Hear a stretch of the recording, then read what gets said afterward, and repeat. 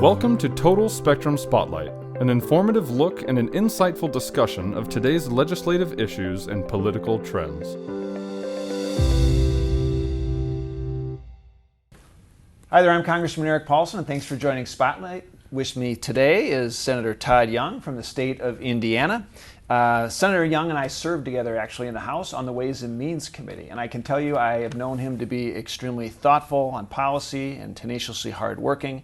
Senator, thank you for joining us today. I know you're working on an issue that in a gridlock Congress has all likelihood of passing, hopefully, in the near future, and so we look forward to having a little conversation about that. Oh, great.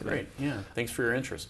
Good. Well, let's just start off. First of all, maybe you can talk a little bit about this bill that essentially is about enhancing American innovation, strengthening our economy, helping us with our adversaries, maybe the Chinese Communist Party, for instance. Right. But as you talk about this legislation, maybe you talk about why it's important. How did it get on your radar? You know, just a little bit of background there. Yeah, so thanks, Eric.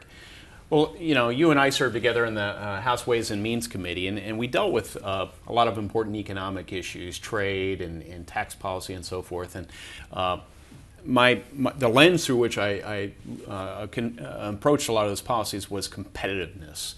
And you know, I started talking with Senator Schumer actually in the gym in mornings, and it became pretty clear to me that we don't agree on a lot of policy issues, but we agreed on this issue of needing to invest more in our own next generation technologies and people to research these technologies like artificial intelligence, quantum computing, semiconductors, develop them into useful products, and then manufacture them here in the United States. And so Senator Schumer and I began working together on this initiative to increase federal investment in these areas to ensure our supply chains became more resilient so we wouldn't be dependent on other countries for chips and other important technologies. And we want to make sure that we can use all of this technological and military wherewithal to keep us safe and secure, to defend our values. So I think you go back at least a year ago, and you authored the Endless Frontiers Act, right? That's right. And so are there specifics in the bill, for instance, you can point to that are important? Absolutely, yeah. We increase investment through U.S. universities, our research universities and Department of Energy labs in certain areas where we've identified. They're already very important to our military. We anticipate they're going to change not just the future of work, but the future of warfare. And among those areas are quantum computing. You need a lot of computing power in order to be able to get a very keen sense of the battlefield these days, and to allocate finite resources, say missiles, to hit individualized and prioritized targets. Artificial intelligence is used for similar purposes, so that's another area where we offer more federal research. Autonomous systems, think drones and underwater vessels that are essentially robots. We invest in those areas, and of course semiconductors. Sure. But there are other areas named in the legislation. Each of these are incidentally areas that the Chinese Communist Party is investing, you know, a lot of money in. So a big part of this is competition, right, with other Yes. countries and China, as you mentioned. So maybe just refresh us. So the bill passed in committee last year with pretty broad support. It goes to the Senate, and it actually gets a new title for the bill and a new name, but it incorporates a lot of other important provisions from various other committees, right? So I think the new title of the bill is the United States Innovation and Competition Act, or USICA, right, for the abbreviated version. But and you mentioned Chuck Schumer, the majority leader, also having an interest with bipartisan support. Yes. It's a personal priority for him as well, it sounds like. Well, it really is. You know, it's a policy priority. I suspect there's a bit of his reputation on the line, so all the more reason for him to be motivated to ensure this gets across the line. And I have to hand it to Senator Schumer. This was, despite a lot of skeptics saying otherwise, this was throughout a bipartisan process in the U.S. Senate. We were able to get a lot of buy-in, and some of that is a function of the fact that we used what we call, Eric, regular order.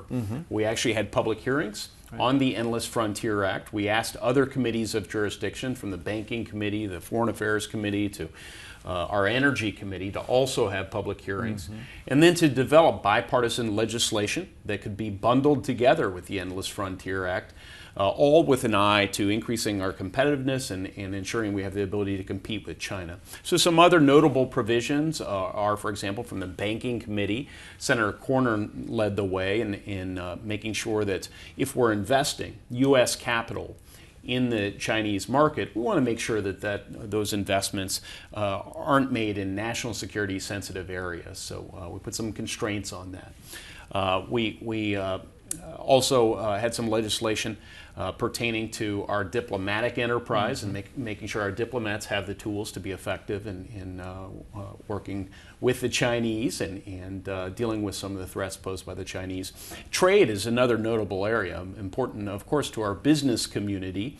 Blessedly, we had well over 90 votes in the U.S. Senate getting behind some trade provisions that were led by the Finance Committee Chairman, Ron Wyden, and our ranking Republican member, Mike Crapo. So it sounds like a lot of the good work you've done on the bipartisan basis that's been incorporated in the Senate is one version of the bill. The House has also passed a version of the bill, right? Yes. Their process was very different. Right. So now you've got a conference committee, right, to help right. resolve these differences on the trade issues, the labor issues, the tax issues. What's the likelihood of this getting across the finish line, or what do you anticipate may happen before the August recess or maybe just after? Yeah, I would characterize the likelihood as probable that we're able to get most of this package through both chambers of Congress in the end and onto the President's desk for his signature and then signed into law. All of this would occur, I hope, before our August recess. I think a number of the sticking points are being negotiated right now. I just mentioned a couple of them. The outbound investment provisions have met with some principled disagreement, and the trade provisions as well. But we have members engaged, with very few exceptions, in trying to work their way through these difficulties. There may come a decision point in the next couple of weeks, Eric, in which there's some unresolved policy matters that can't be resolved. And if that's the case, they may or may not be abandoned, and will advance the larger legislation. My prediction is that will probably happen. Deal with those provisions later, maybe? Deal with them later. That's right. Okay. Yeah.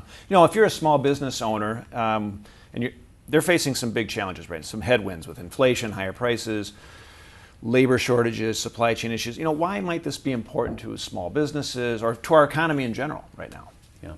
Well, it's going to be important to businesses of all sizes, especially small businesses, I would argue, as it relates to the chips component. Okay. Computer chips are required to ensure that most anything with an on-off switch operates today. So those businesses that rely on modern technology, especially those businesses that produce modern technologies, they need computer chips. This is essentially the feedstock of a modern economy, like oil was a generation or two ago. It's even more valuable than oil, you could argue. But beyond that, if we can plant the seeds of innovation in the soil of the United States of America, across the heartland, which this bill proposes we do, through our research universities in particular, then our people will benefit from that. We'll be skilled up in areas that allow us to research, design, and manufacture those technologies in places like Minnesota or Indiana. And those are good paying jobs. And those jobs would be made here as opposed to elsewhere. So these are strategic bets we're making, and we think that this can lead to increases in our material wealth. At the same time, we're advancing our values. Well, as we wrap up right now, I should just mention that I know USICA has gained a lot of bipartisan support. I know the administration in particular is concerned about the CHIPS provision and semiconductors, for instance. That's a big deal in Arizona and Ohio and other states as well. And so you anticipate that will continue to get bipartisan support as well? I do. In fact, I think the CHIPS provision are the most popular provisions because, frankly, they're impacting our lives. Sure. Whether it's the idling of a General Motors truck plant in Indiana, which recently happened, or people going out and finding empty shelves as they go and try and buy household appliances. This is impacting all of our lives. Really appreciate your time today. Wish you the best of luck in the next few weeks as you gear towards the August recess. And thanks for working in a bipartisan manner to help break the gridlock on something that's really important to our economy. Appreciate it very much. No, thanks for the opportunity. Thank you.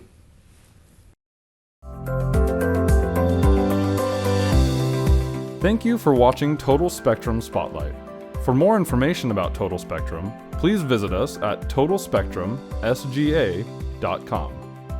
Total Spectrum, strategies uniquely focused on your success.